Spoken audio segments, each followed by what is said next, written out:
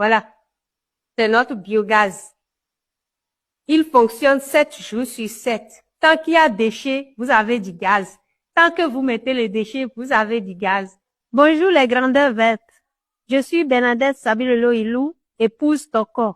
Ici, vous êtes chez moi, à la maison, et nous, on produit notre propre gaz, qui est le biogaz. Je vais vous montrer.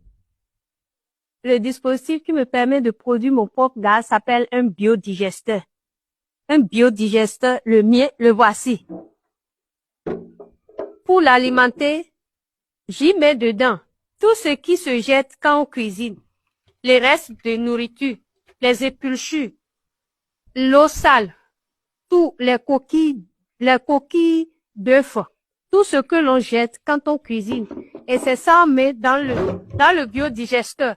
Après la fermentation, dans un dôme qui est à l'intérieur sous mes pieds, nous avons un gaz. Et c'est ce gaz-là qui est envoyé à la cuisine dans le foyer à la cuisine pour préparer. Mais quand le gaz part, ça donne un effluent. L'effluent s'appelle un digestat. Et l'effluent, le voici.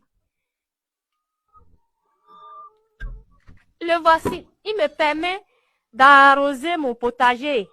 Et ça va sur tout. Les arbres fruitiers, les légumes, tout ce qui pousse, on peut arroser avec ça. C'est un engrais très puissant. Depuis le biodigesteur, après fermentation, le gaz sous pression est acheminé à ce niveau. Et voilà, je peux actionner ça ici pour envoyer ça dans mon foyer à la cuisine. Et j'ai même la possibilité de stocker en haut quand j'ai assez de production. Donc, on peut le garder et à n'importe quel moment, à partir de cet appareil, envoyer ça dans le foyer. Je vais vous montrer. Les tuyaux sont là, sous le sol, comment ça fonctionne dans la cuisine. Nous avons là le tuyau arrivé qui apporte le gaz et on a un filtre pour tamiser un peu et vous voyez, ça va dans ce foyer comme ça.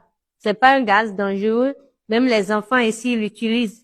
Et comme ça, on peut préparer tout ce qu'on veut. On a même la possibilité de mettre au four si on veut. Et puis, voilà. C'est notre biogaz. Il fonctionne 7 jours sur 7. Tant qu'il y a déchets, vous avez du gaz. Tant que vous mettez les déchets, vous avez du gaz. Et la quantité de gaz que vous avez dépend de la quantité de déchets que vous avez mis. Ici, mon biodigesteur a toujours des déchets parce que je reçois même des déchets des voisins. Quand ils ont des déchets qui vont pourrir, des choses qu'ils peuvent pas garder jusqu'à ce